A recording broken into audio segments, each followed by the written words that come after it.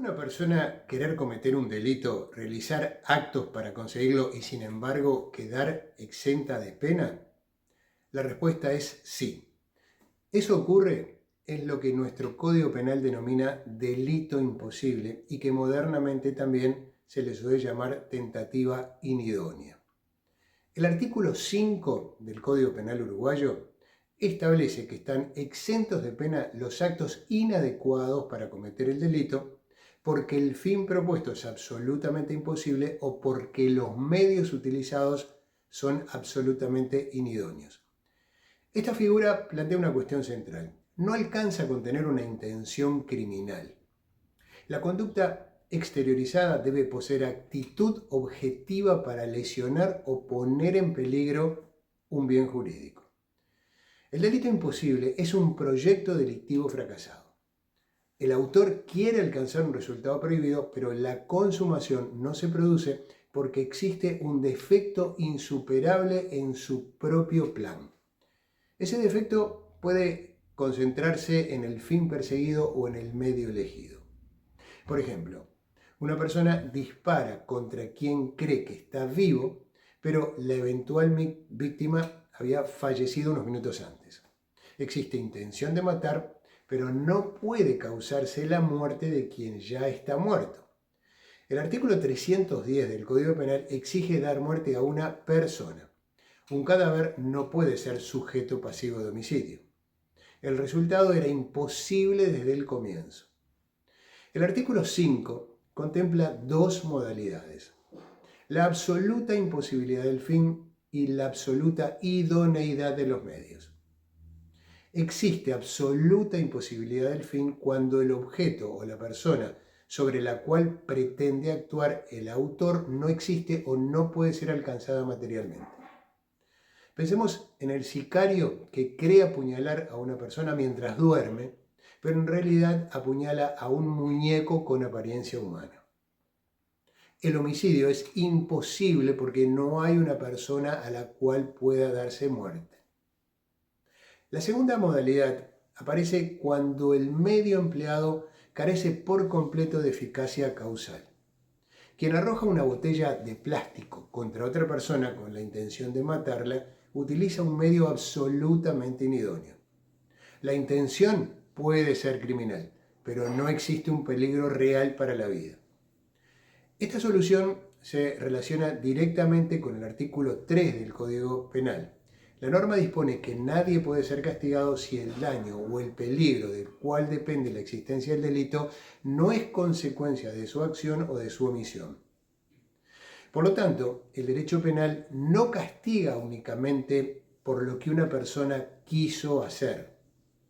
Debe existir una conducta capaz de causar el daño o generar el peligro previsto en la ley. Cuando el acto es absolutamente incapaz de producir ese efecto, falta una verdadera puesta en peligro del bien jurídico y falta también la adecuación típica necesaria para imponer una pena. La diferencia con la tentativa es fundamental. En ambos casos existe intención de consumar un delito y en ambos casos la consumación no se produce. Pero la causa del fracaso es distinta. En la tentativa, el medio y el plan eran especialmente aptos. La consumación fracasa por causas independientes de la voluntad del autor. Por ejemplo, una persona apunta con su arma a la cabeza de su víctima, pero otra alcanza a desviarle el brazo y evita la muerte. El medio era idóneo. El resultado podía producirse. La intervención de un tercero impidió la consumación. Estamos, por lo tanto, ante una tentativa punible. En el delito imposible, en cambio, el fracaso está incorporado al plan desde el comienzo, dicho de otra manera mucho más sencilla. En la tentativa el delito podía consumarse, pero una causa externa lo impidió. En el delito imposible nunca podía consumarse mediante el objeto o el medio escogido. No toda ineficacia convierte la conducta en delito imposible. La ley exige una inidoneidad absoluta. Si una persona suministra veneno con intención de matar, pero la dosis es insuficiente y la víctima sobrevive, no existe delito imposible. El veneno es un medio apto para matar. El fracaso se debe a una insuficiencia circunstancial de la dosis.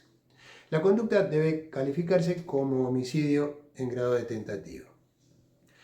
Además, la idoneidad depende de las circunstancias concretas. Introducir azúcar en el café de una persona normalmente no es un medio idóneo para matarla, pero si el autor conoce que la víctima padece una grave enfermedad metabólica, el medio puede adquirir eficacia. Por eso debe analizarse el medio utilizado, las condiciones de la víctima y las circunstancias existentes al momento de la acción. La misma distinción se aplica al fin perseguido. Si la imposibilidad es absolutamente ocasional, puede existir tentativa. Supongamos que un empleado fuerza el cajón en el que habitualmente se guarda dinero, pero ese día se encuentra vacío.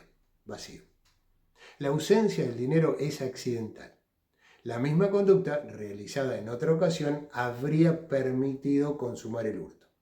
Por eso corresponde hablar, de todas maneras, en hurto en grado de tentativa y no de delito imposible. En definitiva, basta que el medio posea una capacidad relativa o que el fin pueda alcanzarse en circunstancias normales para ingresar en el ámbito de la tentativa. Solo la ineficacia causal absoluta justifica la exención de pena. ¿Por qué no se castiga el delito imposible? Porque el derecho penal liberal no sanciona pensamientos, no sanciona deseos ni estados internos. Desde el derecho penal romano se afirmaba: comnitatio poenam nemo patitur. Nadie puede ser castigado por sus pensamientos. Una idea, por inmoral o delictiva que sea, no causa por sí misma un daño ni pone en peligro un bien jurídico. Algo semejante ocurre cuando la intención se exterioriza mediante actos completamente inocuos. Si el medio no puede lesionar y el fin no puede alcanzarse, la conducta se aproxima más a la expresión de un pensamiento delictivo que a una verdadera ejecución del delito. El derecho penal de acto exige una conducta exterior capaz de afectar bienes jurídicos. No basta con la maldad de la intención ni con la eventual peligrosidad del autor.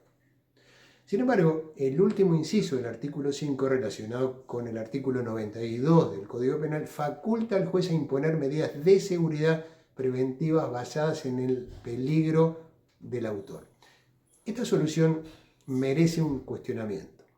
Si la conducta no causó daño ni generó un peligro jurídicamente relevante, imponer una medida fundada exclusivamente en la personalidad del sujeto aproxima el sistema a un derecho penal de autor. Se corre el riesgo de reaccionar contra la persona por lo que se supone que es y no por un hecho típico y antijurídico efectivamente cometido. En un Estado de Derecho, las consecuencias penales deben fundarse en actos comprobables, no en pronósticos subjetivos de peligrosidad. En conclusión, el delito imposible comparte con la tentativa la intención de consumar el delito, pero se diferencia de ella porque el fracaso proviene de la absoluta imposibilidad del fin o de la absoluta idoneidad del medio. Si el medio tenía alguna capacidad real para producir el resultado o si el fin podía alcanzarse en circunstancias normales, estaremos ante una tentativa punible. Pero si el comienzo de la acción era completamente inocuo, el artículo 5 dispone la exención de pena. Esta figura recuerda un límite esencial del poder punitivo. El derecho penal no debe castigar ideas, no debe castigar intenciones, ni eventual personas con personalidades peligrosas. Solo puede intervenir frente a acciones o omisiones que lesionen o pongan realmente en peligro un bien jurídico. Porque en un Estado de Derecho la pena no puede fundarse en lo que alguien piensa. Debe fundarse en lo que efectivamente hace y en el peligro jurídicamente relevante que su conducta crea.